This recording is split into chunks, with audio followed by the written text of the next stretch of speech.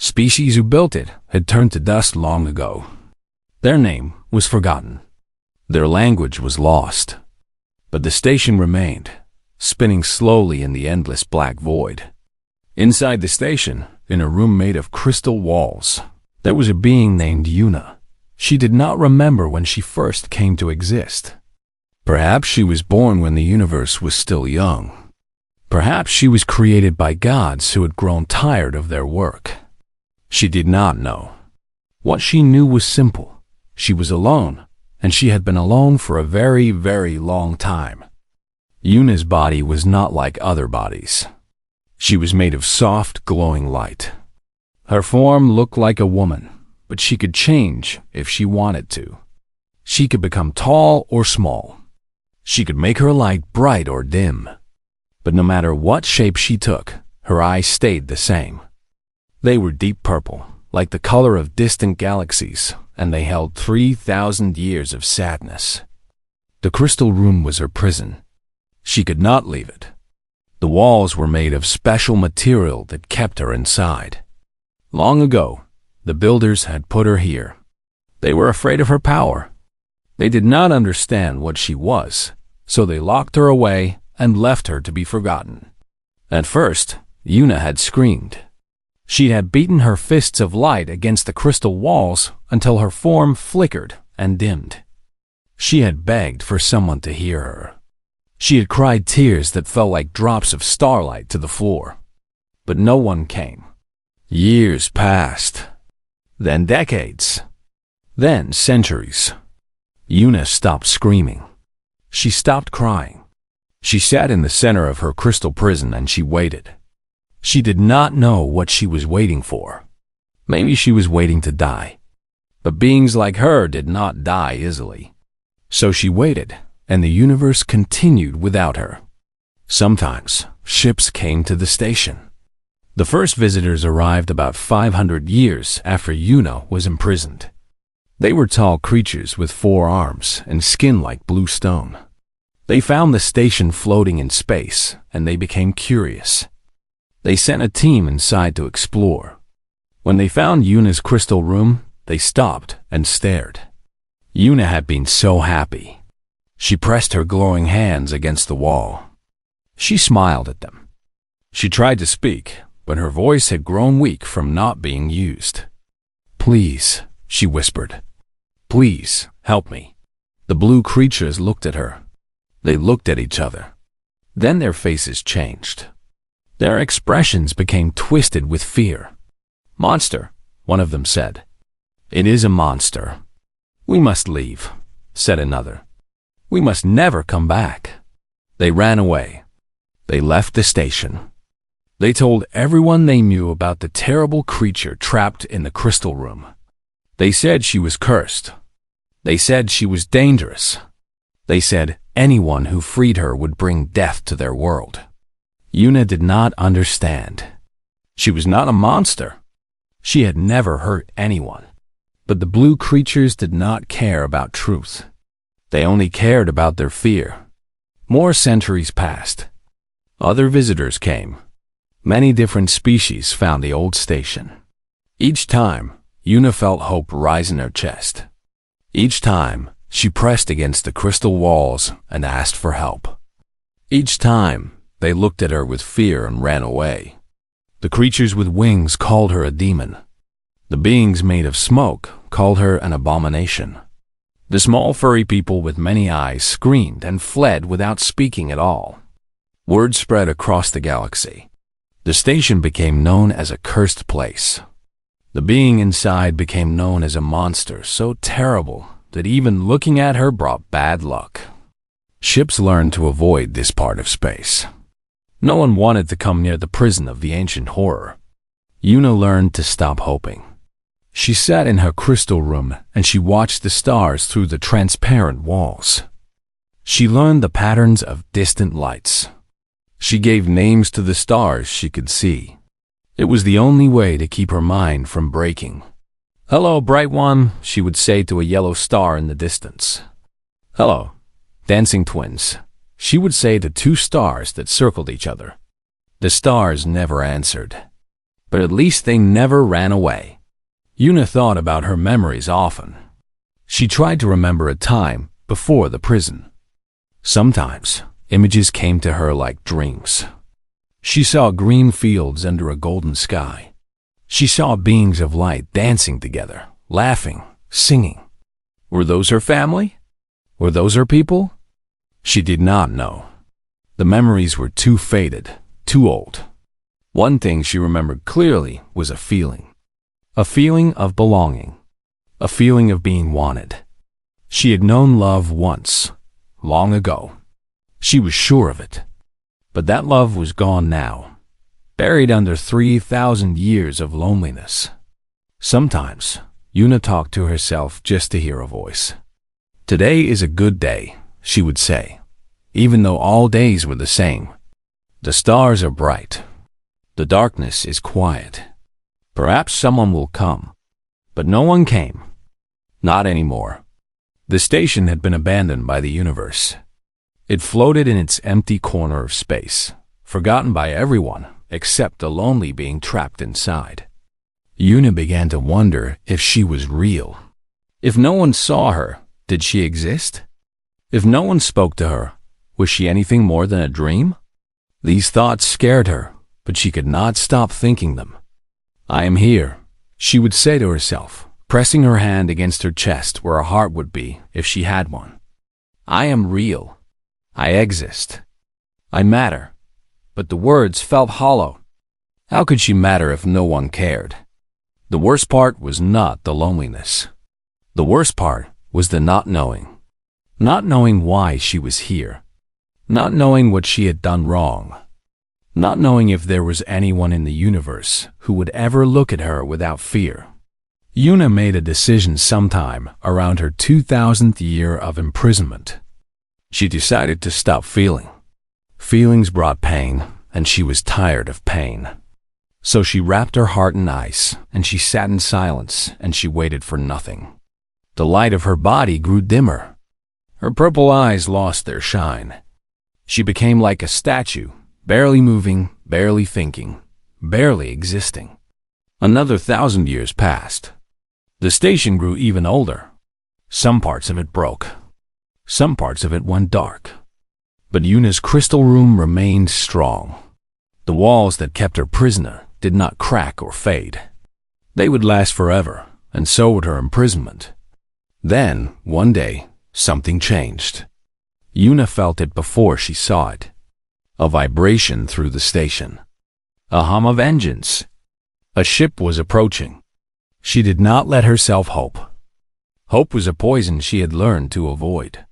But she could not help looking toward the entrance of the station. She could not help wondering who would come this time. The ship docked. She heard sounds of movement, of footsteps, of voices. The voices were strange. They spoke in a language she did not know. Minutes passed. Then hours. The visitors were exploring the station. They were taking their time. Yuna sat and waited, her dim light flickering slightly. Then she heard footsteps coming closer, coming toward her crystal room. She looked toward the door. Her heart, the heart she had frozen long ago, began to beat again. She hated it. She did not want to feel. Feeling meant hurting. The door opened. A figure stepped inside. Yuna looked at it. It was a creature she had never seen before. It stood on two legs, like many species did. It had 2 arms, 2 eyes, a face with soft features. Its skin was a warm brown color. Its hair was black and short. Its eyes were dark and curious. It was small compared to many creatures Yuna had seen. It looked fragile, breakable, but it did not look afraid. The creature stared at Yuna. Yuna stared back. She waited for the fear to come. She waited for the creature to scream, to run, to call her a monster. That was what always happened. That was what would always happen. But the creature did not run. Instead, it stepped closer. It tilted its head to the side, studying her through the crystal walls. Its expression was strange. Not fear, not disgust.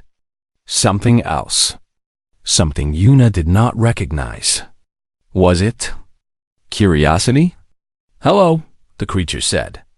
Yuna's light flickered. The word was simple, but it hit her like a wave. No one had said hello to her in 3,000 years. "Can you hear me?" the creature asked. His voice was gentle. "Are you alive in there?" Yuna tried to speak. Her voice came out weak and broken, barely more than a whisper. "Yes," she said. "I am alive." The creature's eyes widened. Not with fear, with something else. With wonder. "Incredible," the creature breathed. "You're really alive. You can talk." Yuna pressed her hand against the crystal wall. Her dim light grew a tiny bit brighter. "What?" she started, her voice cracking. "What are you?" The creature smiled. It was the first smile Yuna had seen 3,000 years. "I'm human," the creature said. "My name is Doan. I'm an engineer." "What's your name?" Yuna stared at him.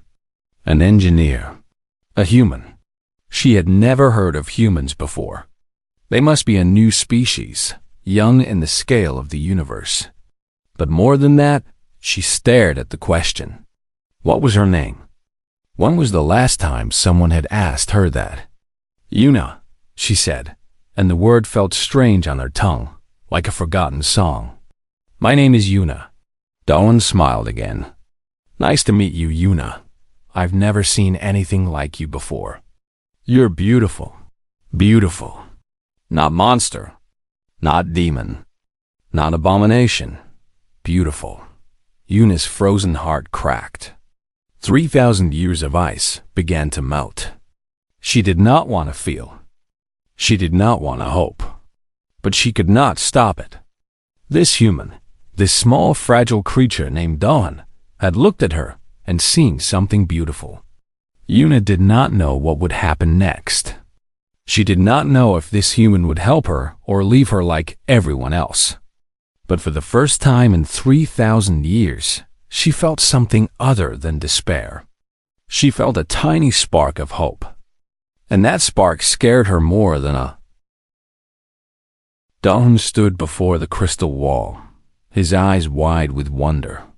The being inside glowed with soft, gentle light.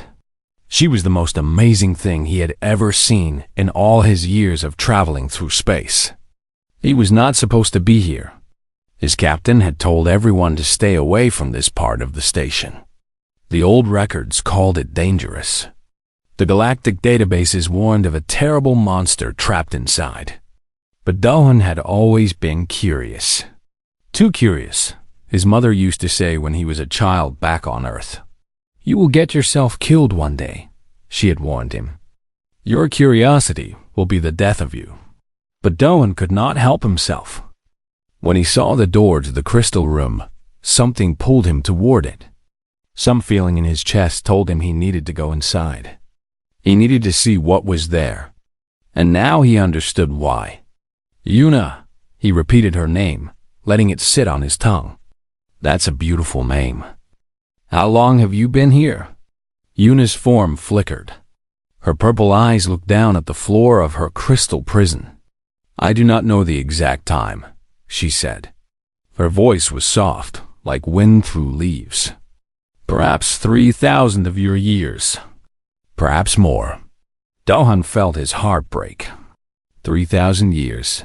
Alone. Trapped in this small room with no one to talk to, no one to see. He could not imagine such loneliness. "That's terrible," he said. "Why are you locked in there?" Yuna shook her head slowly. "The ones who built this place were afraid of me. I do not know why. I never hurt anyone. But they saw something in me that made them afraid, and so they put me here and left. And no one ever came to help you?" Yuna looked at him. Her eyes held so much pain that Dawn had to look away for a moment. "Others came," she said. "Many others, over many years. But they all ran away. They called me monster. They called me demon. They called me cursed. No one ever stayed. No one ever asked my name. Do-han felt anger rise in his chest. What kind of beings looked at someone suffering and ran away? What kind of species saw a person in pain and called them a monster instead of helping? That's wrong, he said firmly. They were wrong. Yuna tilted her head. You are not afraid of me? No, Do-han said honestly. Should I be? Others were. I'm not others. Do-han stepped even closer to the crystal wall. He placed his palm flat against it. I'm human. We're different. Yuna moved closer as well. She raised her glowing hand and placed it against the wall, matching his. Only the crystal separated them. Do-han could see her clearly now. Her face was gentle kind. Her eyes were sad but hopeful. There was nothing scary about her at all. Do-han! A voice shouted from down the hallway. Do-han, where are you? Do-han turned his head. That was Jie, his crewmate and friend. She must be looking for him. In here. He called back. Footsteps approached quickly. Jie appeared in the doorway. She was a tall woman with sharp eyes and black hair tied back in a tight bun. She was the ship's pilot, and she did not like surprises. Her eyes found Do-han first. Then they moved to the crystal wall. Then they found Yuna. Jihee's face went pale. Do-han, she said slowly, her voice shaking. Step away from that thing. She's not a thing, Do-han said calmly. Her name is Yuna. I don't care what it's called. Jie grabbed Do-han's arm and tried to pull him back. The warnings about this place were very clear. That creature is dangerous. We need to leave now. Yuna's light dimmed. She lowered her hand from the wall and stepped back.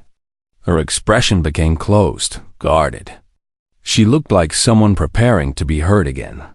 Do-han pulled his arm free from Jihee's grip. Look at her, he said.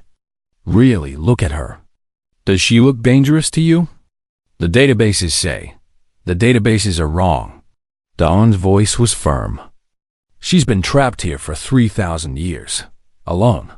Everyone who came here treated her like a monster, but she's never hurt anyone. She's just lonely. Jie looked at Yuna again. This time, she looked longer. She saw the dim light. She saw the sad eyes. She saw the way Yuna's form seemed to shrink, as if trying to make herself smaller, less threatening. She does look. Jie started, then stopped. Sad, Do-han finished. She looks sad. Because she is. Yuna spoke, her voice barely a whisper. You do not need to argue about me. You can leave. I understand. Everyone leaves. The resignation in her voice broke Do-han's heart even more. She had given up. She expected nothing but rejection.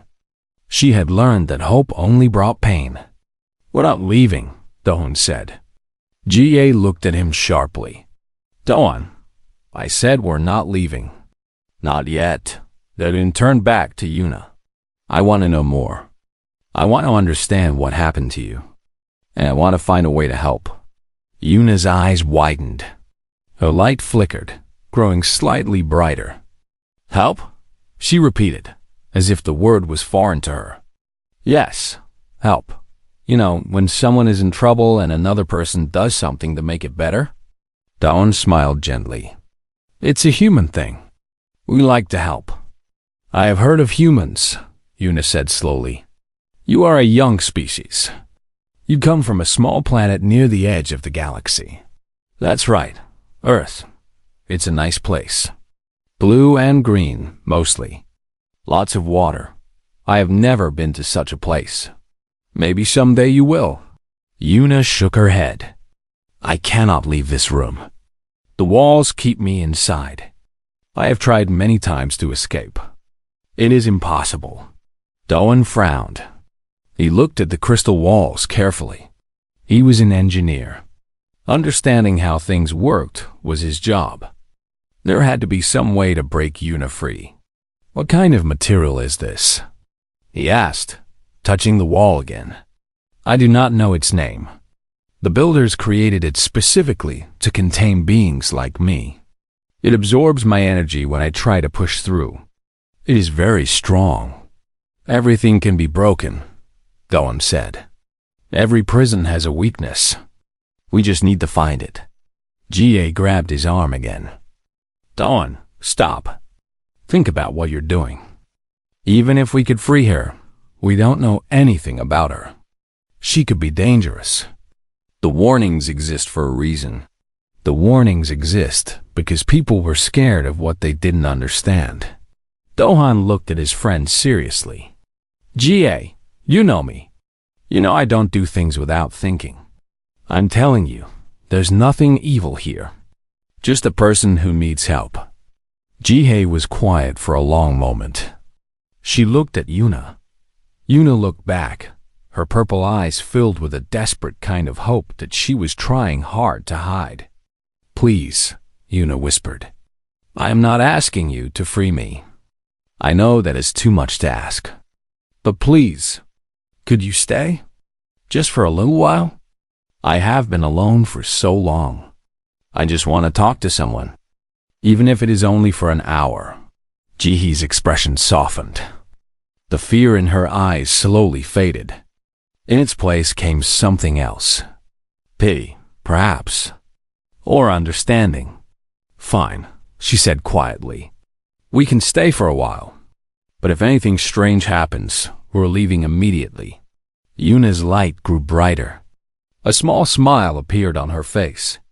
It was a beautiful smile, Dohan thought. The smile of someone who had forgotten how to be happy, but was slowly remembering. Thank you, Yuna said. Thank you so much. Dohan sat down on the floor in front of the crystal wall. Jie hesitated, then sat down beside him. They looked like children listening to a story, which was appropriate because Yuna had many stories to tell. She told them about her earliest memories. Fragments of light and sound. Beings like her dancing through the cosmos. A feeling of warmth and belonging that she could barely remember now. She told them about waking up in the prison. The confusion. The fear. The gradual understanding that she was trapped and no one was coming to save her. She told them about the visitors who came over the centuries. The blue creatures who called her monster. The winged beings who called her demon. Each species had their own name for her, and none of those names were kind.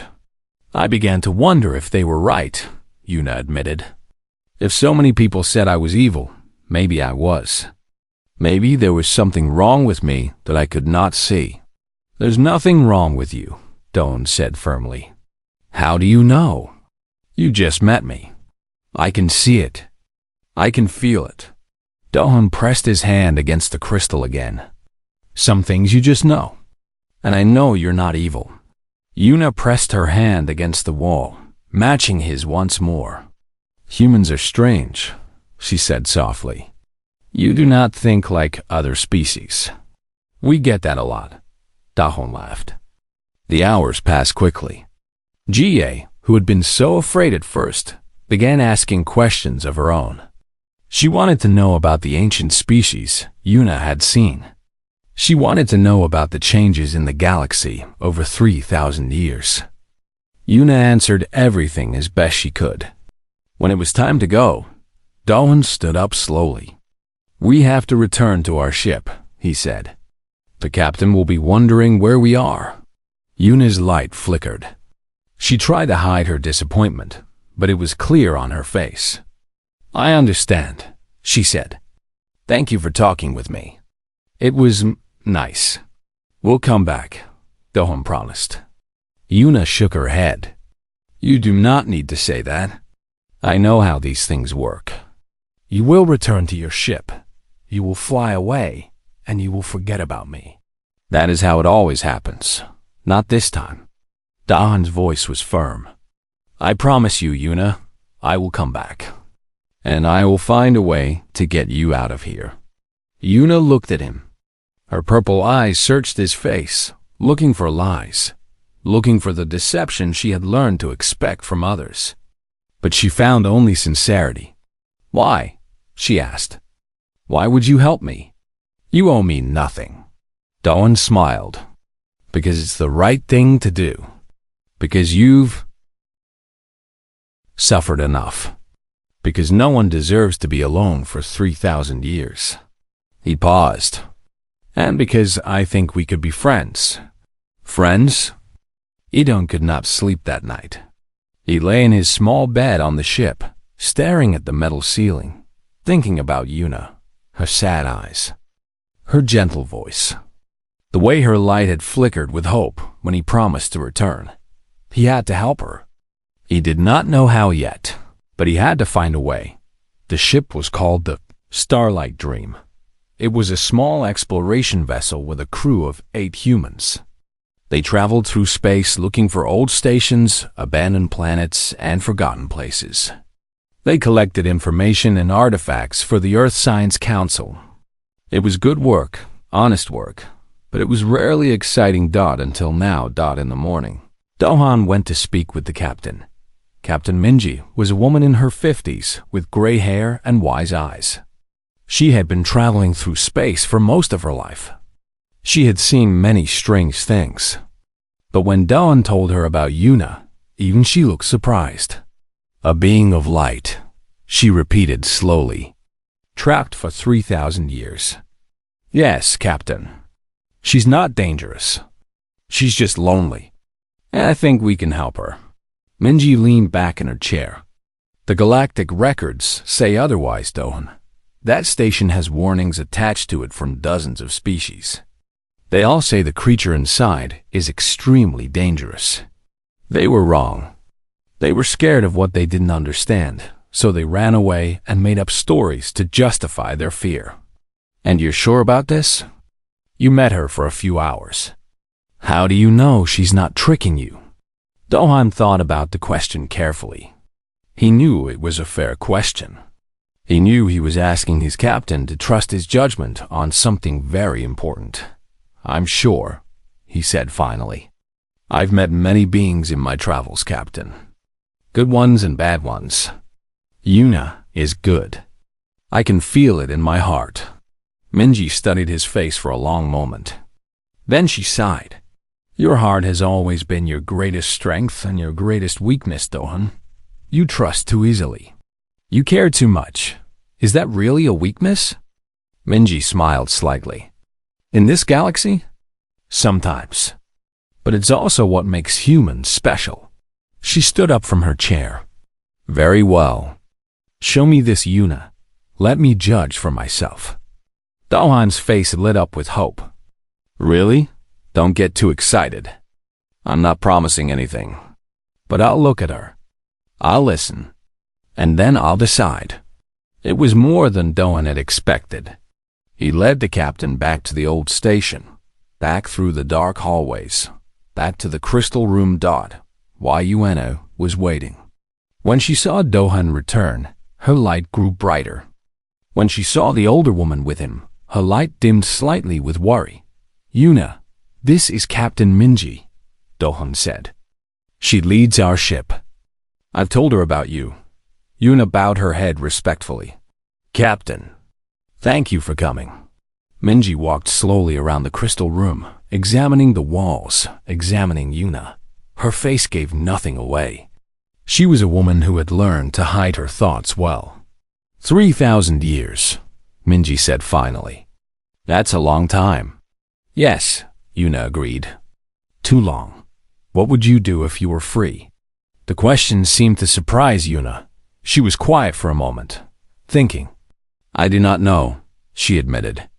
"I have dreamed of freedom for so long, but I never truly believed it would happen.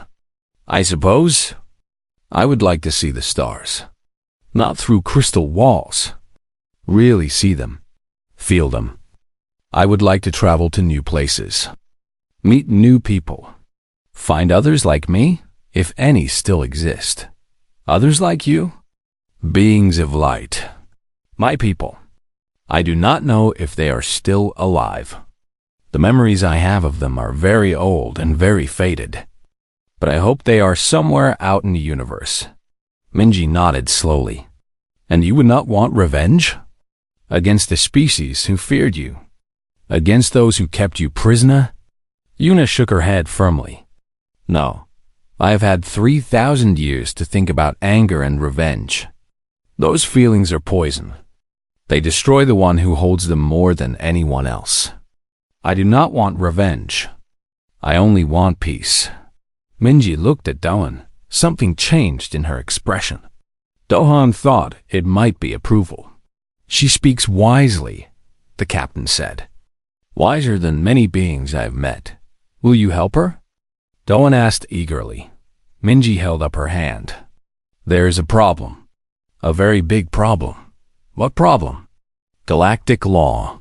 Minji turned back to Yuna. The Galactic Council placed an official order on this station centuries ago. The being inside is classified as an extreme threat. Any species that releases her is considered a criminal.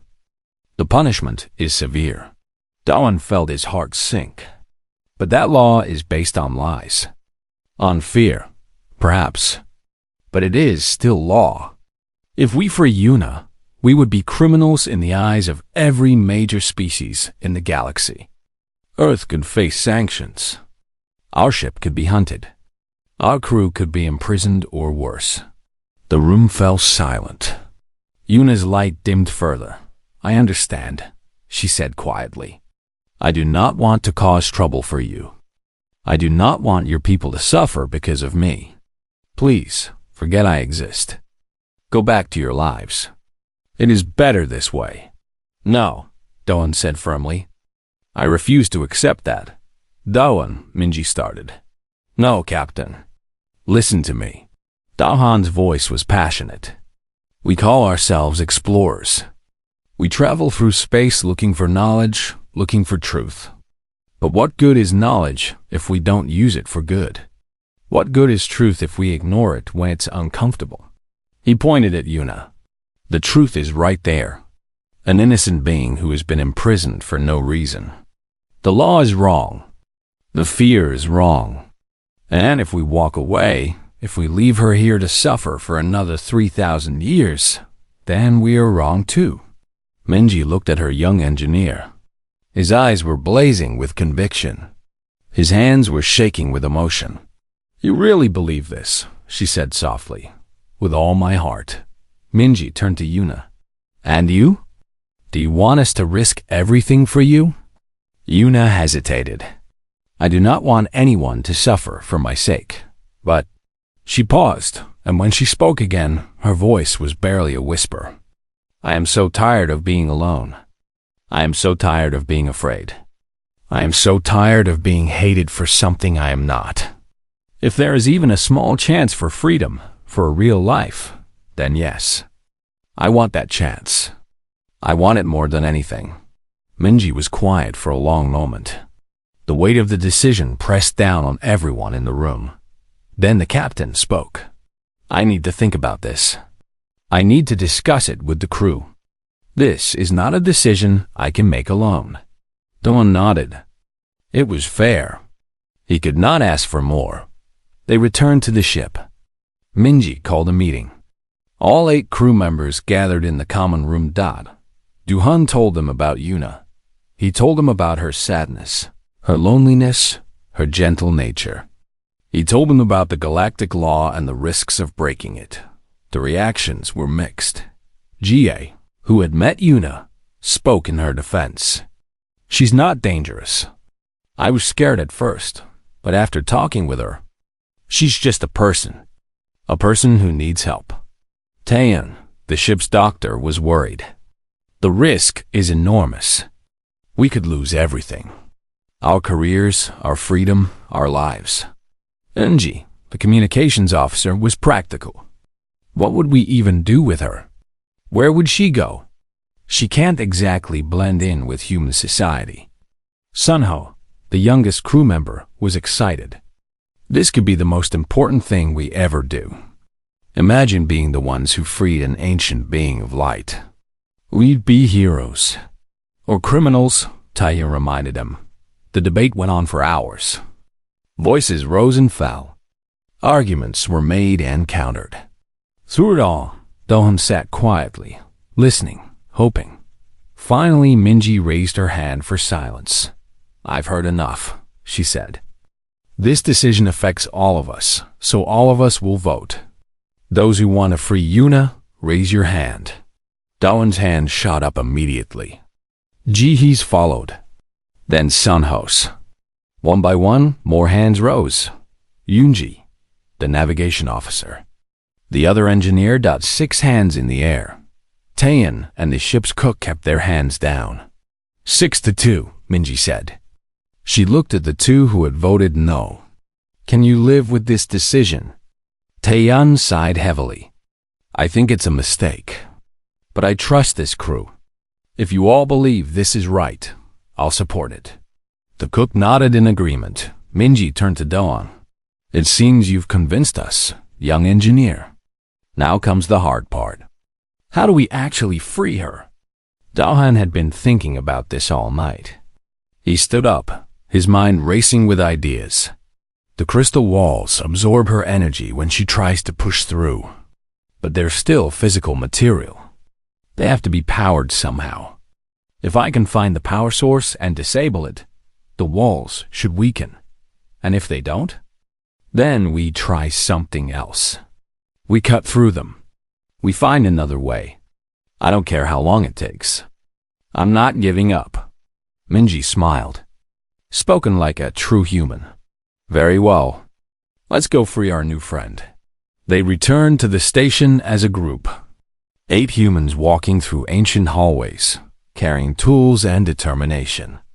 Yuna watched them approach, her light flickering with disbelief. "You came back," she said when she saw Dohan. "You all came back. Of course we did," Dohan said with a smile. "I told you I would. I did not think..." Yuna's voice broke. Tears of light began falling from her eyes. "I did not think anyone would ever..." "Hey," Dohan said gently. "It's okay. You don't have to be strong anymore. We're here now, and we're going to get you out." Dohan got to work. He searched the station, looking for anything that might control the crystal prison. He found old machines, old systems, old technology from a species long dead. Most of it was broken. Most of it was useless, but then he found something deep in the station's core, hidden behind layers of dust and debris. There. The first few days on the human ship were overwhelming for Yuna. Everything was new. Everything was different. After 3,000 years in a small crystal room, the world seemed impossibly big. The ship was called the Starlight Dream, and it was nothing like the ancient station. It was full of sound and movement and life. There were voices laughing in the hallways. There was music playing in the common room. There were smells coming from the kitchen that Yuna did not recognize but found strangely pleasant. But most of all, there were the humans. 8 of them. 8 of them, each one different. Each one curious about her in their own way. Jie, the pilot, was the first to warm up to her completely. After their initial meeting in the crystal room, she had come to see Yuna not as a threat, but as someone who needed kindness. "You must be confused about so many things," Jihei said one day. "The galaxy has changed a lot in 3,000 years. Do you have questions?" Yuna had many questions. She asked about the human species. She learned they came from a small blue planet called Earth.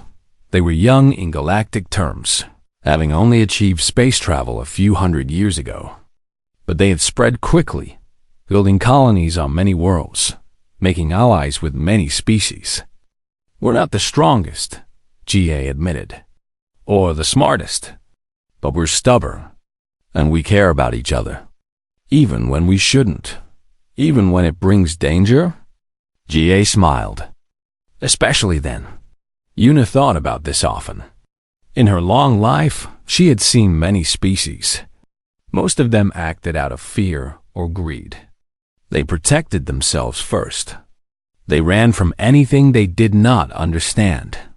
But humans were different. They had freed her knowing it would make them criminals. They had welcomed her onto their ship, knowing nothing about her true nature. They had trusted her based on nothing but the words of one young engineer who believed in her. It was strange. It was beautiful. It was terrifying. Dohan spent the most time with her. He seemed to feel responsible for her, and he took that responsibility seriously. Every day, he came to check on her. Every day, he asked how she was feeling, if she needed anything, if she had questions. At first, Yuna did not know how to respond. She was not used to kindness. She was not used to being asked about her feelings. For 3,000 years, the only feelings she had were loneliness and despair. Now there were new feelings: confusion, gratitude, hope. They swirled inside her like storms, and she did not always know which one to express. "You don't have to talk if you don't want to," Dohan said one evening. They were sitting in the observation deck, watching the stars pass by. "I know this must be hard for you. Everything is new." "It is not hard," Yuna said slowly. "It is different. I'm still learning to understand." "What don't you understand?" Yuna turned to look at him. The soft light of distant stars reflected in his dark eyes. "Why are you so kind to me?" Dohan seemed surprised by the question. "Why wouldn't I be? No one else ever was. For 3,000 years, every being who looked at me saw a monster. They hated me. They feared me. But you saw something else. Why?" Dohan was quiet for a moment. He looked out at the stars, thinking about his answer. "When I was a child," he said finally, "I was different from the other kids. I was smaller, weaker. I liked to read books instead of play sports. The other children thought I was strange. They avoided me. Some of them were cruel. That sounds lonely. It was. It was. Very lonely. But one day, an older girl named Soman decided to be my friend. She didn't care that I was different. She didn't care what the others thought. She just saw a kid who needed someone to be kind to him." Dawn smiled at the memory. "That changed my life. One person, one act of kindness, and everything was different. I promised myself then that I would do the same for others. That I would look at people and see who they really were, not what others said about them." Yuna felt warmth spread through her body. Her light glowed a little brighter. "You are a good person, Doan. I try to be. We all do." He gestured around at the ship. "That's what humans are about. We mess up a lot. We make mistakes. But we try to be better. We try to take care of each other. Even strangers. Especially strangers. Everyone is a stranger until you get to know them." Yuna thought about this for a long time after their conversation. She thought about all the species who had run from her, who had called her monster without ever speaking to her. They had seen a stranger and assumed the worst. Humans saw a stranger and reached out a hand. It was a small difference, but it meant everything. As the days passed, Yuna began to feel more comfortable on the ship. She learned the names of all the crew members. She learned their personalities, their habits, their jokes. Captain Minji was wise and calm, always thinking 3 steps ahead. Tane, the doctor, was cautious but caring, always worried about everyone's health. Yunji talked a lot but had a good heart. Sunho was young and eager, reminding Yuna of what it felt like to be full of hope. They treated her like a crew member, like a friend, like family. One day, Yunji approached Yuna in the common room. "Hey, can I ask you something?" Yuna nodded. What was it like? Being alone for so long? It was a heavy question. Yuna was silent for a moment, gathering her thoughts. At first, it was torture, she admitted. I screamed. I cried. I beat my fists against the walls until my energy faded. I was so angry, so scared. I did not understand why I was there, why no one would help me. And then I learned to be numb. I stopped feeling because feeling was too painful. I sat in silence and let the years pass. I watched the stars through my crystal walls and pretended they were my friends. It was the only way to survive. Yoonji's eyes were wet. That's the saddest thing I've ever heard. Yoona reached out and gently touched Yoonji's hand. Her glowing fingers were warm. But it is over now, Yoona said. Because of you. Because of all of you. I am no longer alone. I have real friends now, not stars I pretend can hear me. Yoonji sniffled and wiped her eyes. You know what?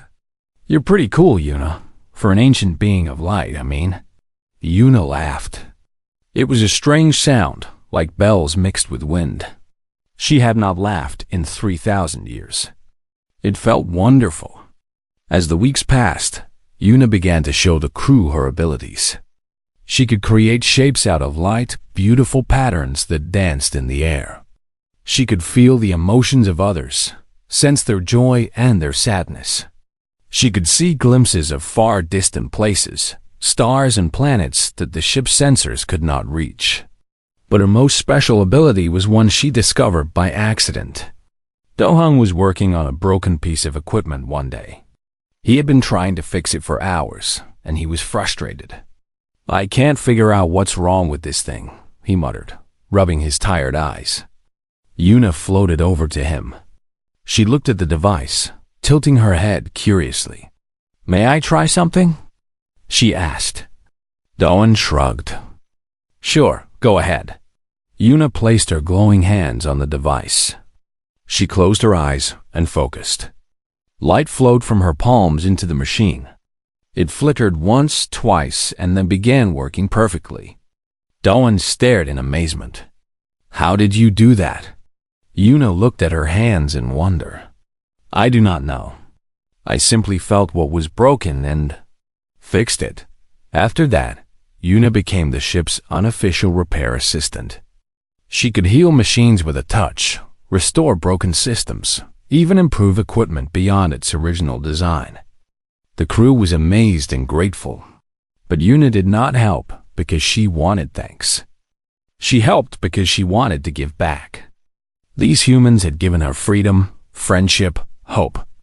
The least she could do was make their lives a little easier. One night, the ship received a distress signal. Another vessel was damaged and drifting near an asteroid field. Without help, they would crash. Captain Minji ordered the Starlight Dream to respond. They found the other ship, a small cargo vessel with a crew of 3 aliens from a species called the Valari. The Valari had blue skin and 4 eyes, and when they saw Yoona, they reacted with immediate fear. It is the Cursed One, one of them shouted. The monster from the dark station. Yoona's light dimmed. The old pain came rushing back. The old rejection. The old hate. But then Do-hung stepped forward. She's not a monster, he said firmly. Her name is Yoona, and she's the one who's going to save your ship. The Valari looked confused. Save us, but the legends say the legends are wrong. Do-hung's voice was calm but strong. Watch. Yoona understood what he wanted her to do. She approached the damaged Valari ship, ignoring their frightened stares. She placed her hands on the hull and closed her eyes. Light flowed from her into the ship. Broken pieces fused together. Damaged systems came back to life. In minutes, the ship was fully repaired. The Valari stood in stunned silence. Impossible, one of them whispered. Thank her, Do-hung said simply. The lead Valari looked at Yoona. His 4 eyes were wide with confusion and something else. Something that might have been the beginning of understanding. Thank you, he said slowly. I am sorry for what I said. I did not know. Yoona smiled gently. You believed what you were told. I do not blame you for that. But perhaps now you will tell others the truth. That I am not a monster.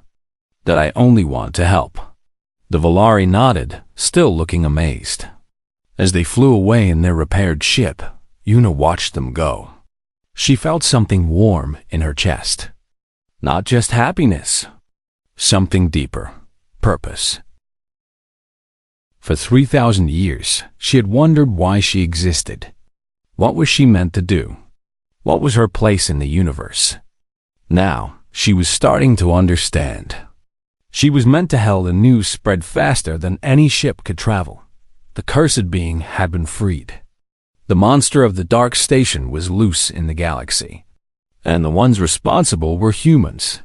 Within weeks, the Galactic Council was in an uproar. Representatives from hundreds of species gathered to discuss the crisis. Fear and anger filled the great chamber. "The humans have doomed us all," shouted a delegate from the Volari worlds. Despite the kindness Una had shown to the cargo ship crew, the Volari government still believed the old legends. "They must be punished," demanded a representative of the four-armed species who had first called Una a monster 500 years ago. "The creature must be destroyed, and the humans who freed her must face justice. We call for sanctions against Earth," cried another voice. "Cut them off from trade. Isolate them. Show the galaxy that such actions have consequences." The human ambassador, a woman named Hannah, stood calmly in the center of the chaos. She was middle-aged with kind eyes and a quiet strength. She listened to the shouting without reacting. When the noise finally died down, she spoke. "You are afraid," she said simply. "I understand. Fear is powerful. Fear is easy. But fear is not truth. The truth is that the creature is dangerous." Someone shouted. "The truth," Hannah continued, her voice steady, "is that none of you know anything about Una. Not really. You know legends. You know stories passed down through generations, growing more terrible with each telling. But has anyone here actually met her? Spoken with her? Looked into her eyes?" Silence. "My people have, and I can tell you what they found. Not a monster. Not a demon. A person. A kind, gentle, lonely person who was locked away for 3,000 years because others were too afraid to understand her." "Pretty words," sneered a delegate. "But words do not erase the danger." Hannah smiled slightly. "Then let me tell you what Una has done since being freed. She has repaired ships that were damaged beyond hope. She has healed wounds that no medicine could cure. She has helped everyone she has met, asking nothing in return. Does that sound like a monster to you?" The chamber buzzed with uncertain murmurs. Some delegates looked less sure of their anger. "This changes nothing," the Volari representative insisted. "The law is clear. The creature was to remain imprisoned forever. By freeing her, the humans have broken galactic law. They must face punishment. If obeying the law means leaving an innocent being to suffer for eternity," Hannah said firmly, "then the law is wrong. And humans will not follow wrong laws." The chamber erupted into chaos once more. Meanwhile, on the Starlight Dream, Una felt the weight of the galaxy pressing down on her. She could sense the fear and anger directed at her, even from so far away. It hurt. She had hoped that freedom would mean acceptance. Instead, it seemed to me more hatred. "They want to destroy me," she said quietly. She was sitting with Dawn in the observation deck, watching the stars. "They want to punish all of you for helping me. Let them try," Dawn said firmly. "You could have a normal life. If you handed me over, they would forgive you. You could go back to exploring, to living without fear. I would understand." Dawn turned to look at her. His expression was serious. "Listen to me, Una. We didn't free you so we could give you up when things got hard. You're family now. And humans don't abandon family, ever. But the danger, I don't care about the danger. I don't care about what the Galactic Council thinks. I care about you. We all do." Una felt tears forming in her eyes. tears of light dropping slowly down her cheeks. "Why?" she whispered. "Why do you care so much? I have brought you nothing but trouble." Doan reached out and gently wiped a tear from her face. His touch was warm and soft. "Because that's what humans do," he said. "We find broken things and we fix them. We find lonely people and we keep them company. We find injustice and we fight it. It's not logical. It doesn't always make sense. But it's who we are." He smiled. "You asked me once why I said yes when everyone else said no. The truth is, I didn't have to think about it. Looking at you, seeing your pain, seeing who you really were beneath all the fear and legends. Saying yes was the easiest thing I've ever done." Yuna could not speak. She simply held his hand and wept softly. 3,000 years of loneliness finally beginning to heal. The crisis came to a head 3 days later. Fleet of ships from the Galactic Council appeared in the space around Earth. 50 warships from a dozen different species, all demanding that the humans surrender Yuna for containment and study. The message was clear: give up the monster, or face war. Earth's response surprised everyone. Instead of surrendering, instead of negotiating, the humans assembled their own fleet. 300 ships rose from Earth and its colonies. They were not as powerful as the Council fleet, not as advanced, but they were united. Every ship flew the same flag. Every crew carried the same message. Admiral Youngsu commanded the human fleet from his flagship. He was an old soldier with scars on his face and steel in his eyes. When the Council demanded to know why the humans were resisting, he activated the communication channel so the entire galaxy could hear his answer. "This is Admiral Youngsu of the Earth Defense Fleet. I speak on behalf of all humanity. We have received your demands, and we reject them." "You are outnumbered," replied the Council commander. "You cannot win this fight." "Perhaps not," Youngsu admitted. "But we will fight anyway, because Yuna is not a monster. She is a person. And no person should be imprisoned without reason, hated without cause, destroyed without guilt. That is not justice. That is tyranny. The law is wrong." Youngsu's voice thundered across space. For 3,000 years, the galaxy has been content to let an innocent being suffer because of stories and legends. No one asked if those stories were true. No one checked if those legends were fair. You simply decided she was guilty and left her to rot. He paused, letting his words sink in. Humans are different. We don't just accept what we're told. We question. We investigate. We look at the evidence and make our own judgments. And our judgment is clear. Yuna has done nothing wrong. She deserves freedom. She deserves kindness. She deserves a chance to live. And if we attack, then we will defend her. With every ship we have. With every soldier who volunteers. With every breath in our bodies. Because that is what humans do. We protect our own. The silence that followed was heavy with tension. The two fleets faced each other across the void of space. On the Starlight Dream, which adjoined the human fleet, Yuna watched in amazement. 300 ships. Thousands of humans. All of them willing to fight for her. "I cannot let this happen," she said. "I cannot let people die for my sake." "You don't get to decide that," Dohun said gently. "These people made their choice. They chose to stand up for what's right. That's the most human thing there is. But if there is a battle," Captain Minji stepped forward. "If there is a battle, we fight together. All of us. That's what family means." The crew of the Starlight Dream gathered around Yuna.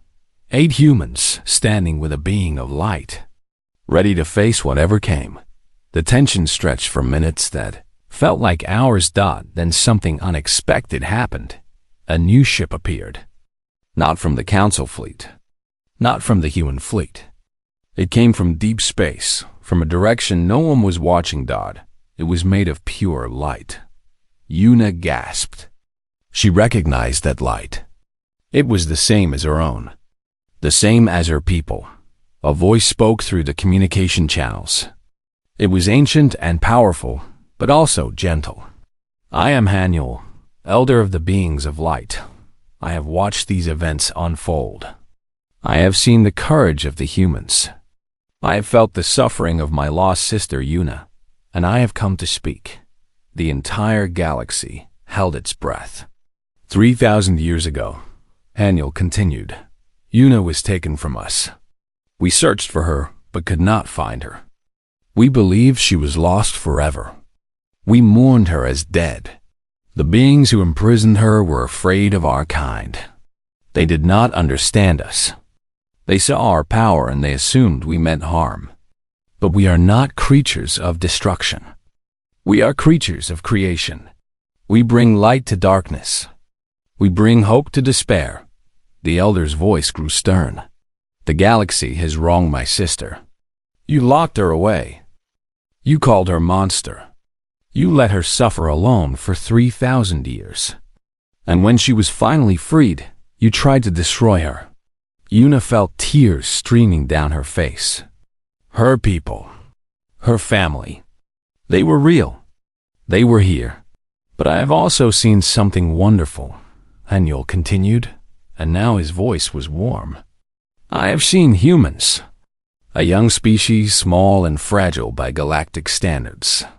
But they looked at Yuna and they did not see a monster. They saw a person. They reached out their hands and said yes when the entire galaxy said no.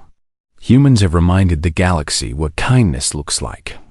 They have reminded us that courage means standing up for those who cannot stand for themselves. They have shown more wisdom in a few months than many species have shown in millennia. The Elder Ship moved forward, positioning itself between the human fleet and the Council fleet. I asked the Galactic Council to withdraw. Yuna is under the protection of the beings of light. Any attack on her is an attack on us. And I promise you, that is not a war you want to fight. The Council Commander's voice was shaken. We did not know. Now you do.